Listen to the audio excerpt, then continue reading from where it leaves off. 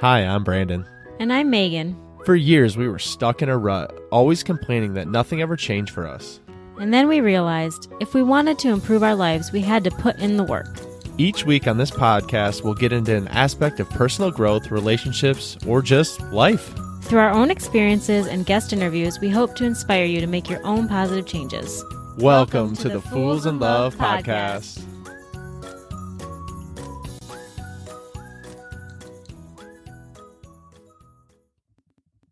Hey guys, we're so excited to welcome the Freemans to the Fools in Love podcast today. Aaron and Jocelyn Freeman are authors, speakers, and relationship coaches. They have online relationship courses, a podcast, and are truly making a difference in the lives of many couples. Thanks for coming on today, you guys. We're so glad thanks for having us. Yeah. So before we get into the episode, can you just tell our listeners a little bit about what you do and how you got here? Okay, sure. Well, we got here really from unexpected twists and turns. I'm sure for those of you listening, you've had those times where you wake up and say, wow, we've really gone on a detour here. And we actually were in completely different professions 5 years ago. And honestly, it was when we met and we felt like we rediscovered our purpose. Because to be honest with you, like if we were to zoom back to really when this all became inspired for me, it's way back when I was a child. I remember the day my parents were telling me they were getting a divorce. And I was devastated. I couldn't believe it because so many people would compliment them for their love and be like, oh, I want a relationship like that. You guys are so in love. You're best friends. And then all of a sudden they turned into really not liking each other, yelling, terrible fights, divorce. And I really remember as a kid thinking, how can this be? Like, how does this even happen going from that much love to that much hate? Now, I took a detour, went down a completely different profession. But when Aaron and I met, it was like we were reminded of our purpose. And now we've been years into leading couples workshops. We do relationship coaching. We actually train and certify other relationship coaches and people building a brand because we're on a mission to make it normal, make it mainstream to proactively work on your relationship as opposed to like when it's in crisis and you're all of a sudden needing therapy. We want to make it more normal to do that preventatively. So anything you'd add to that, Aaron? No, that was a great summary of our life. And I just like to put in an analogy because a lot of guys can hear that and immediately have this reaction of, well, nothing's wrong, don't need to fix anything. And Brandon, maybe you relate to being in the same place. But if you think of any other area in our life, like maybe some guy wants to be a better golfer, right? So do you go out into the course and then you just want to stay the same? No, like you want to get better. You want to shoot under par. So what do? You get the skills needed to be better because that's fun. But it's not seen that way in relationships. But if you could see it as all we need are some set of skills, and by practicing them together, our relationship can be even better. That's the place we want to come from. That's what we want all couples to be on the path of. Not that there's anything wrong or you got to go to therapy or you shouldn't be together or should we continue. You just need better skills because it's fun to get better. Yeah, I love that. I don't know that Meg loves this analogy, but the analogy I always love is it's like a car, right, Aaron? I thought hopefully you can relate to this, but when you get a car, it's awesome and you get it on the first day and it's great, but you got to do regular maintenance to that car. You got to do oil, you got to have oil changes. You got to go in for regular maintenance and service. Like your relationship is a lot the same way. You can't just have it and it's amazing at the beginning and then you never touch it again and it's just going to run for all time with no problems. But it's so funny you say that. I literally wrote that out last week. And even maybe Megan, you like this one better. You like your car to be washed, right? Because it looks clean. It looks sexy while you're driving it. You look good in it. You're confident. So even if you don't like the changing of the oil or changing the tires, exactly like Brandon's saying, there are things you do to your car so that it can give you the confidence that you need, that you want, the experience that you want in life. So Brandon, I do love that analogy. Well, one more thing I'd add to this too, because I love what we're jamming on kind of the why of all of this. where else in our lives do we just kind of jump into it blindly? I mean, if you think about it, you would not go to a doctor who didn't go to medical school. You would not work out with a personal trainer who didn't have some kind of a training, but yet we end up signing this marriage license being like, yeah, let's commit to forever with no training. And we always make a joke of like, most of us aren't qualified for marriage, right? Like we would not get the job normally if we were to look in another place of life. And so it's just interesting that society hasn't caught up with that same philosophy in marriage yet, but that's where, we're on a mission to that's why we're having this podcast right now. Absolutely. I love it. I'm like, oh my gosh, yes, because I was guilty of just thinking that you could totally get away with no maintenance, no work, just, signing up for the I do without any real plan going forward. So I'm excited for this conversation. Well, even just to jump in real quick, and Brandon, I'm sure you have something. That's what all couples think. You are in this place where you're experiencing some love, you're experiencing some support, you match with this person on compatibility and things you have in common. And that the feeling in your body, the experience, you kind of feel like that's going to carry you through. Like you just don't go into their marriage thinking of these things necessarily. Like because of the feeling that you're having now of what you would label love, you think it's just always going to be there. So it's kind of like a mistaken assumption I think couples make in the beginning. But why not? You're feeling so good with this partner. You're like, that's not going to be us. And you just don't even think of it. Yeah, exactly. It's the whole idea too of just like the falling in love, and you get the initial butterflies and everything else. But for me, I always dislike the whole idea of falling in love, because if you can fall in love, you can just as easily fall out of love. And I believe that marriage takes a lot of work.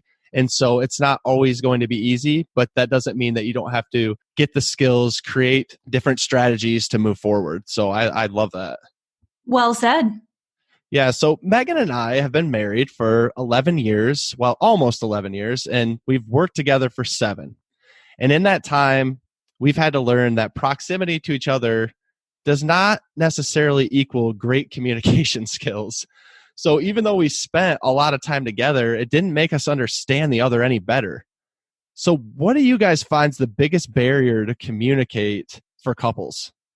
Well, besides just not having any education, right? Like none of us went to communication 101, relationship 101. And in fact, what we often do is just repeat what we saw our parents do. So maybe your parents one person was a kind of stonewaller. They just got quiet and spent alone time. And the other person would yell and slam doors and try to get as much attention when they're upset. We often then just repeat what we saw our parents do unconsciously. And then when we get married, we're both bringing in that upbringing. 99% of the time, it's not effective communication. And so number one, our upbringing just influences us so much, and people don't talk about that before marriage for the most part. They get married, they're both bringing in that past, instead of what it could look like is, whether it's before marriage, or for those of you who are listening and you're like, well, we're 10 years in, can we still do this? Yes, you can. It's at wherever you're at, pausing and saying, okay, these are the pasts we both have, but what do we want to consciously say our relationship will look like? Just like if you were going to start a company, you would decide what the company culture was going to be like. You were going to come up with policies together, roles and responsibilities. That same sort of intentional design can be brought into the relationship. And Aaron and I, we have very clear communication agreements. We have things that are a no-go for times of conflict, which I can give you some examples of that. But there's really, multiple parts of communication. There's communicating to understand each other, which is often in a calm state. And then there's communicating when emotion is high, which is conflict. So depending on where you want to go, we could talk about just what it looks like to actually understand each other in communication, which also, I think this would be a really interesting place to go.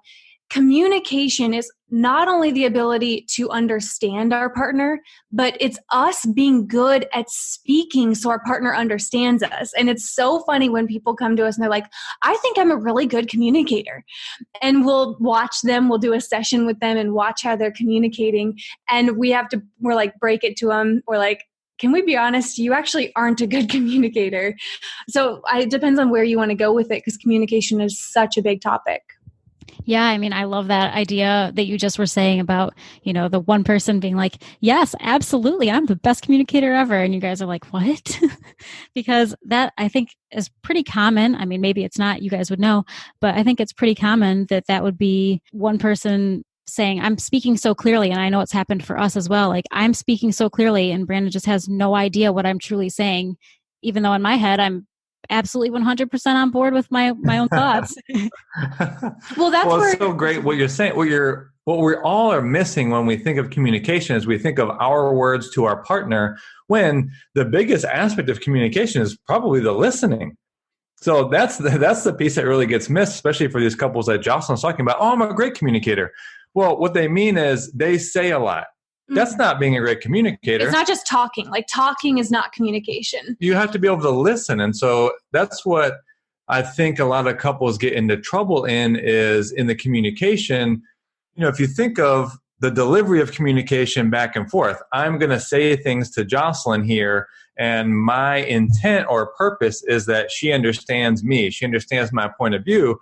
And I'll usually get, and I'm speaking for everyone, where I get defensive or I get angry is when I feel like I'm not being understood. And so I keep on trying to have my point of view be heard by Jocelyn, and I'll raise my voice. I'll try to say it a different way. But the main thing is, if we can pause and just say, you know, what if I first sought to understand your point of view? What if I sought to first not say anything and just really listen to you? What's the experience been like for you? What are you trying to communicate to me? Where have I been missing something?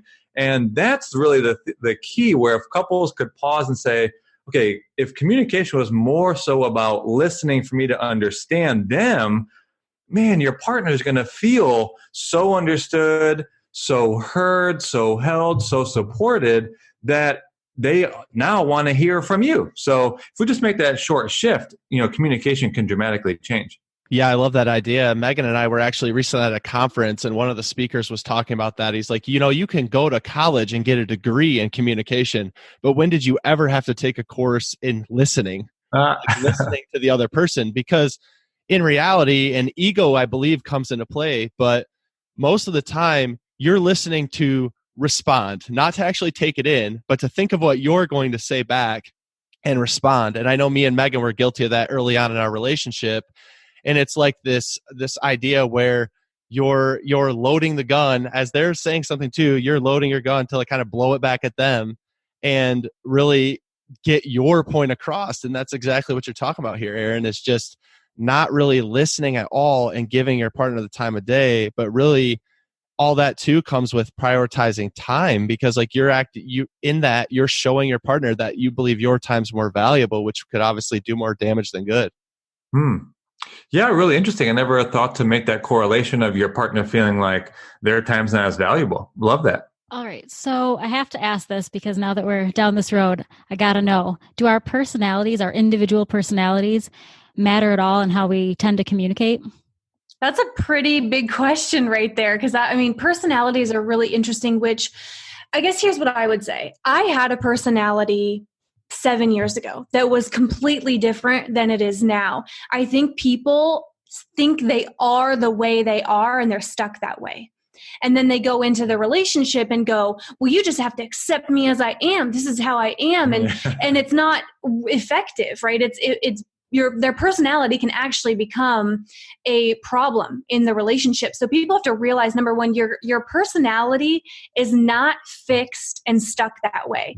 And you have to ask yourself, is my personality contributing to our partnership? Now, Aaron and I have quite different personalities. We have a lot similar, but we have different personalities. And I think we've had to learn that we can have different personalities, but that's where our agreements come into place for communication. So even though I have kind of a tendency to be a little bit more fiery energy and Aaron is much calmer, we have agreements, whether it's just general communication or times of conflict, about not raising our voice, no name calling, no cursing, no interrupting each other. So even though we have different personalities, our agreements allow our personalities to still work together instead of like conflicting. And so I would say for sure, I think a great couple has different personalities. You wouldn't necessarily want to be with your exact version of yourself. And I have to remind myself that all the time, that Aaron's, calmer demeanor is actually one of the reasons that we really create balance with us. But it shouldn't be an excuse for not having good communication. Like we can't go, well, this is my personality. I'm just fiery. And that allows you to just kind of spit off things and raise your voice and kind of over talk someone. Wouldn't you say, Aaron? Oh, yeah. I was just vibing with you. It's so true. The main thing here, and we're all talking about personal development, growing as an individual.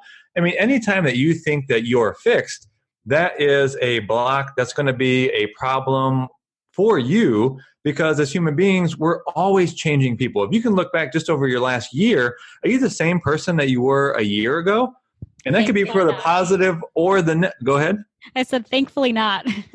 Right. And you know what? Sometimes that's in a positive sense and sometimes maybe not so much. But the main point is here to just see yourself as an always evolving and changing person and to be more conscious of that. So yeah, you have your certain set of personalities. You have the ways that you sort of default in your reactions, Brandon, as you said, or how you respond, or when emotion arises.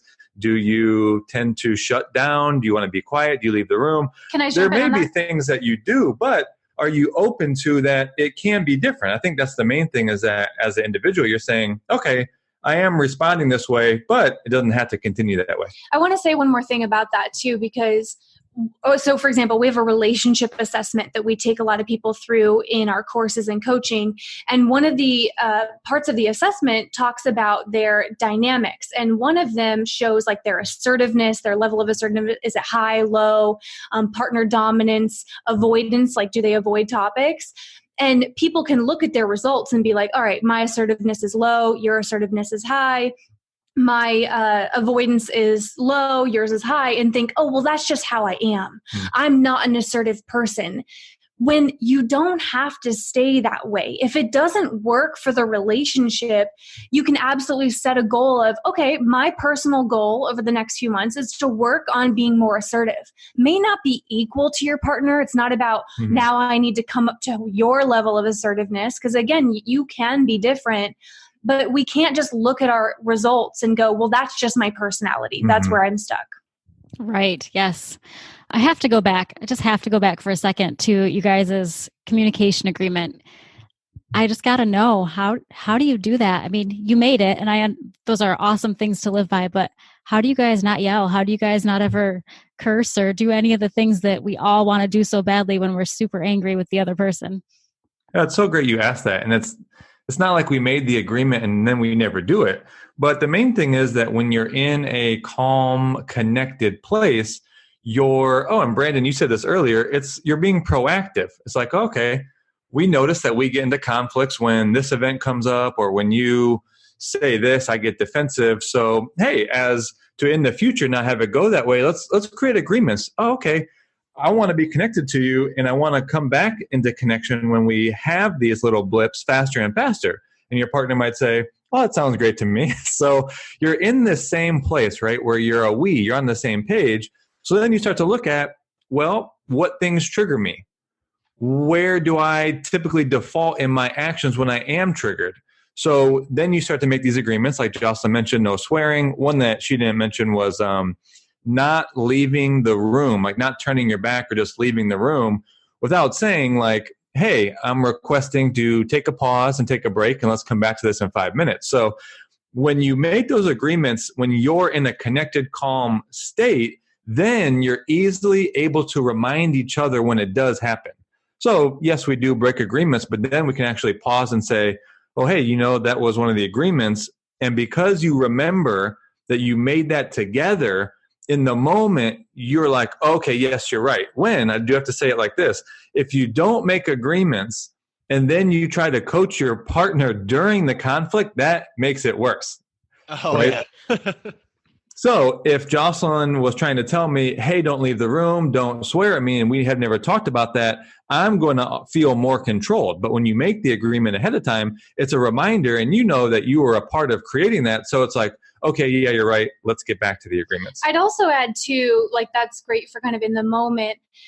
People aren't pausing enough and doing like a relationship audit, a relationship check-in. And so if you're going to create agreements for communication, you want to make sure that you're having like reviews. Again, we use a lot of parallels to either like, your job or a business. You have a review with your employer to see your performance. we can use that in the relationship. Now, again, it's not all sterile and cold, like, okay, husband, let me give you your review. Mail. But report card. More from a partnership loving place. And that's why we actually have a PDF people can use it's a family meeting worksheet. And you're basically giving your satisfaction score in each area of your life and relationship, with communication being one. And we always recommend doing that family meeting once a week would be ideal, like 30 minutes a week. Or if that's, too much, at least once or twice a month. And in that time, you would sit down and say, okay, let's score our communication. What's the quality of our communication been? And at that time, you can revisit. Have we been keeping our promises? Is there a place we can get better? Like setting your next goal for it. Progress doesn't happen overnight, and you're never going to be perfect. That would be a boring relationship if you were perfect. But if you consistently sit down and do that relationship check-in, you can evolve over time. And it's not going to happen in a week, but it's going to be about consciously returning to those agreements, returning to your satisfaction in all areas of the relationship on an ongoing basis. And then you wake up a year later and go, wow, we've made a lot of progress. Like, look at us. Yeah, I love that idea. And just to go back, I love the tie-in with the business as well. And like when you're trying to, have employees or work with other people, it's funny how in those moments, usually you're more tame. Like when you're talking about conflict, like you're not generally swearing at your employees or freaking out at them. If you are, you probably don't have employees very, very long. Yeah, you'd be getting sued a lot. Right. But then in your relationship, somehow behind closed doors, it just kind of goes out the window. And so that's a very important aspect of communication, I'd say. And then just going up to your assessment that you were just talking about, it sounds very interesting. The problem that we see with a lot of couples is that whole honesty factor, because you don't want to hurt each other's feelings if it's not going as well. You don't want to be honest a lot of the times on what you need from the other person, because it's almost like you're taking a jab at them, even if it's not meant in that way. So how important is it to be honest? Because you certainly don't want to get to a place where you're afraid to have the conversation, but then the marriage ends in a divorce. Oh, yeah. I mean, it's really a powerful question. Like, that's amazing, because I think if people don't yet have the skills or tools for what their partner says to them. So let's say a couple listens to this and they're like, okay, I want to go be honest with my partner, and I'm going to tell them I'm not very happy about our communication and not about our intimacy and sex. If you don't then have the skills or tools for communication, that wouldn't go well, right? So that's where we do believe in having some kind of a container, a safe space, whether that's an online course, like we have an online course, or a coach, or the couples workshop, a place where there's a container for, okay, because here's what happens in ours, for example. They get their relationship assessment, but then they're not just left hanging. They then have the support of either the workshops in the course that take them through, okay, here's your communication results. That's okay. Here are the tools to grow that, to raise the score. Or if they chose to work with us in coaching, we're going to support them. So they aren't just left, like if you got let's say a doctor took all this blood tests and all of a sudden they're like, well, here's your score. And you're like, ooh, that doesn't look good. All those red numbers, that might not be good. And then the doctor didn't give you any tools or advice or recommendations. And so I think that for couples listening, like find some kind of container, a safe space, a coach, a listener, a course that can then help you navigate that, because you're not going to be great at it right away. And you need to be taught the right way to listen to each other, how to feel like you don't have to react to your partner's score. Yeah, I think that all sounds really great. And going back to what Aaron had talked about a little bit earlier, really he was talking about the idea of the fixed versus the growth mindset. And that obviously goes to us as individuals, but us as a couple as well. And if you're operating in that fixed mindset, then obviously you think you're kind of just the way you are. One of the things we get from people as well, and I know you've talked about having like the assessment and the PDF, but a lot of what we hear from other people just working in the space of personal growth is one partner or the other decides to become really serious about their personal growth, or say they want to become really serious about making their relationship better. But then they find that the other partner doesn't actually support them. And that can be difficult because you feel like you're trying to better yourself or your relationship, but that partner's not there to kind of replicate that behavior. So what recommendations would you guys have if someone finds their spouse or partner just not supporting their personal growth journey or their journey and just trying to make the relationship better? Yeah, I wanted to just say something really quickly, and then I know Aaron has something too, because I was actually the one that introduced Aaron to personal development. And it's funny because I was actually in a coaching program at the time, so I needed some support in like how to deliver these communications to him, because my first attempt wasn't great. I was kind of making it more about here's where you could be better, and here's the things you could work on, like almost trying to fix him. And I did this in a past relationship too. And that doesn't go well. And I think that's how most people approach it, is like, you aren't good at communication, so you need to do personal development, like pointing it out as a, this is going to fix you kind of a tone. And that's a lot of times the mistake. So my approach totally changed. So Aaron, I'd love to hear like from my approach, what changed, and then what else you were thinking of. Well, you just have to make, as Jocelyn was saying, you have to make it about them. And I think early on in the personal development, sense. Well, yeah, you want, as you said, you want to get your partner to do personal development because you see where you want them to be different. And then we could put in quotes, better, you might say that. But that's what you want out of them. So that's an easy place for then your partner to get kind of defensive, because under the surface, they're thinking, and they wouldn't say this, but, oh man, am I disappointing my partner? Am I not living up to the expectations or my commitments or my vows that I made? And that's under the surface, right? But if you just switch and share like how it's going for you, oh my gosh, I went to this seminar and I learned this about myself, and I'm actually really excited to start this mission, or I see my new purpose, and then be more curious about them. Hey, what are some places that you'd like to get even better? So you just have to ask more questions, I think, about them, and then they can start in on their own journey. So maybe they find out they'd like to take on a different role at work, or maybe they have like a men's group or a group of friends and they want to be more outspoken or something. Let them drive the boat on where they can see where they want to be better in any area of life, and then they'll start to do the things to progress forward. Maybe they start listening to a podcast, or maybe they start reading a particular book about that. So it's just about getting on the path, and as the partner, being more interested in what that path is for them and why. Right. Yeah, Jocelyn, I like to take the credit for Brandon's personal growth journey too. Because for me, I started just running, and I didn't ask him to run. I didn't say, Brandon, we should do this together. I just started doing it. And eventually that running, I think, hopefully, I hear that it kind of rubbed off on him. And then all of a sudden I was listening to podcasts. I think the first podcast I asked him to listen to was Rise Together with Rachel and Dave Hollis. And from there, everything just kind of sparked, and here we are. I love that. Yeah. One person, like, lead by example. Really, that's the best way that you can, I love the word enroll, like to enroll someone, to inspire someone, is through your own example. And I think a lot of people can be skeptical of their partner just kind of having these moments, these bursts of being inspired or motivated by someone, and then they fall off the track 2 months later. So they go, oh, see, it's just another one of those gimmicks. Well, you've got to be consistent, not perfect, but consistent in doing your personal development, because ultimately it's not that your partner doesn't want to grow. Like, I'd say that the majority of people wouldn't say, I have no interest in being a good person or growing or being better. It's more so about the delivery. It's the way that it's brought up. And there's one other thing I'd add too.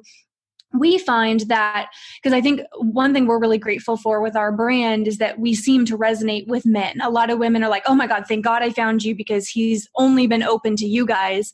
And I think it's because we talk about your vision. What is your vision that you want? And when people start to see what their goals are and what they're moving towards, they're then willing to grow and become the person that can live that vision, if that makes sense. Yeah, I love that. I actually saw, I think you had posted over on Instagram recently about how so many more men were ordering your guys' book. And I was like, yeah, I mean, totally. I think a lot of times, and we kind of try to cut through this in a lot of our conversations, but a lot of times it's almost like it's focused on the women's side, because society says men are just supposed to be the tough guys and not really, basically not care. The stereotype would be that we just are laid back and leisurely, and the household goes, where if the wife isn't around. And I love it. I love that you guys were talking about the men actually coming forward, because I truly believe that men play a humongous part in leading the household and leading the marriage. And that's how we've tried to position our marriage. And no, that doesn't mean that I'm like controlling or telling Meg what to do, or that I'm doing anything in that regard. We are a partnership. But there are plenty of times in our relationships where I've had to carry more of the load, or Meg's had to carry more of the load. And I think that's how good relationships work. Oh, yeah. Yeah, I would totally agree with that. And we like the term co-leading a household now. And it's exactly what you're saying. There may be seasons where one partner, the male or the female, takes on more of a overall leadership role. But you can also think of this in the particular areas that make up your relationship, right? And a lot of people don't think about the areas of your relationship. They just think of it as one entity. But you have your finances, your intimacy, your social life, your leisure life, family, sex, if I didn't say that already. So there are many different areas, finances. So you can actually see yourself as leading one of those areas. And I think this is one of the reasons why some couples also get stuck is for a male, it's definitely possible that you feel like you're being told what to do, or you're not the leader, you're not in control, but it's really about finding the area that you want to lead, right? So look at an area. Would you want there to be more sex, more spirituality, so different direction in the finances? If so, take the lead on that. And your partner is going to really appreciate that. And I really feel like it's in that experience, in that feeling of leading a certain aspect of your relationship that has you feel that contribution. And it's really that piece that brings you back together into this co-leading place. So just to kind of summarize this longer statement, if any couple is kind of feeling disconnected or not sharing in leadership, it's because I feel one person feels like they're in the back seat while the other one's driving. So if you find yourself there, just look at one of these areas and decide which area would you like to progress forward and be the leader of in that area. Oh, absolutely. And I mean, I love the whole idea of that, because obviously me and Megan and you and Jocelyn are completely different people. So like, there's going to be strengths that they have where maybe you aren't as strong. I hate to say the word weakness, but you really have to kind of, like you said, take the lead. And I just love that idea of co-leading. I'm going to have to use that now. I'm not the leader. I'm the co-leader, Aaron, the co-leader of the household. I love that. And so when you look at it from that place, right? So maybe Megan, maybe you're leading in the social, in the physical, right? In the workouts. Brandon, maybe you're leading in the intimacy and the finances. And when you look at it from that perspective, now you're co-leading together. There's not one leader. It's that you're sharing these responsibilities, and you can feel so much like a team when you're both feeling the level of contribution and leadership in different areas. For sure. So I know that our time is kind of closing in on us. I have to ask for the people that are going through what we went through so many years ago now.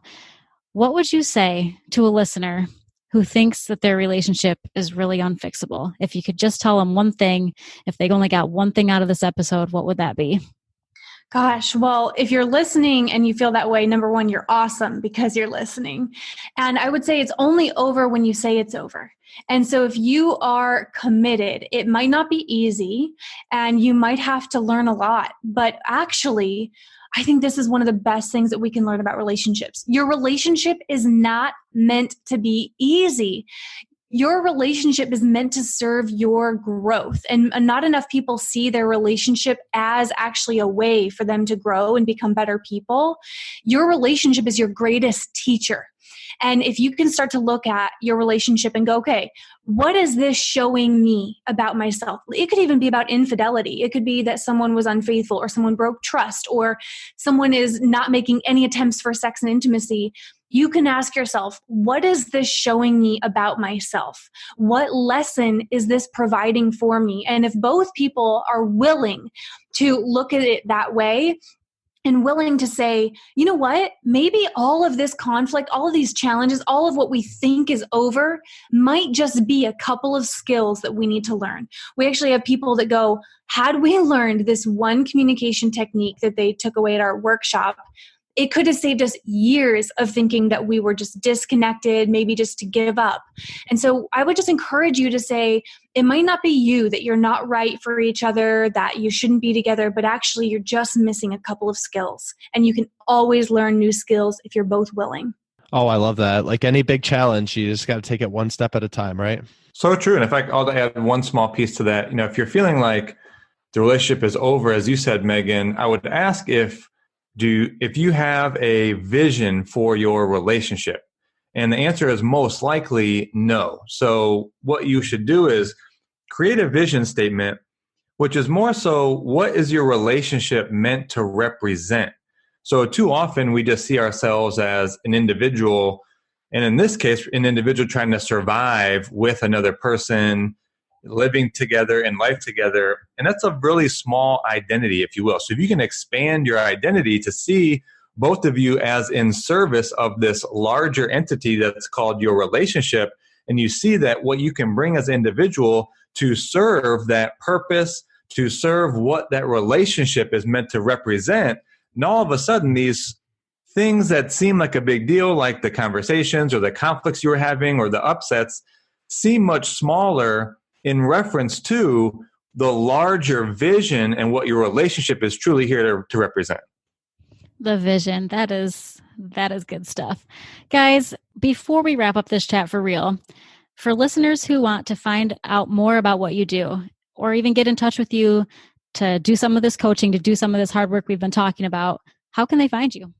You're so amazing for asking that. Well, a couple ways. So we actually just opened our Power Couple Book Club group yesterday, and there's so much energy and excitement in there, and actually would love for the two of you to be in it as well. So imagine being in a group with couples around the country and Canada. Gotta love the Canadians. And we're all sharing relationship insights, tools. We're doing online workshops in there, conversation starters, contests, giveaways, all around connecting like-minded, growth-oriented couples. And so the only requirement to be in this private community with all of those bonuses is that you've ordered a copy of our book. But here's the thing. We pay for the book. Like, we actually, out of our pockets, pay for the copy of the book.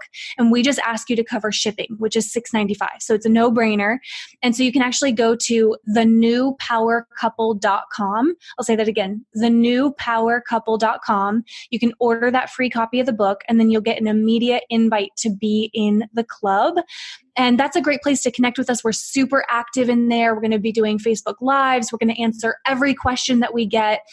And then also, for those of you that are listening and enjoy podcasts, we have a podcast as well called the Empowered Couples Podcast. And our website obviously has information about coaching and our courses. So it really just depends on the level that you want to connect with us. Jocelyn and Aaron, thank you so much for being on today. We know this episode's really going to resonate with a lot of people, and we just appreciate all the work that you're putting in for couples out there. Thank you for having us. Having us on. Yes. Hey, B, what did you think of that episode? I think it was pretty dang good. Well, what should someone do if they enjoyed these last 30 minutes? They should probably head over and leave us a review so we can reach more people. They definitely should. Guys, if you like the Fools in Love podcast, please go follow us over on Instagram at Fools in Love Podcast. We'd love to connect with you and learn more about what you'd like to hear.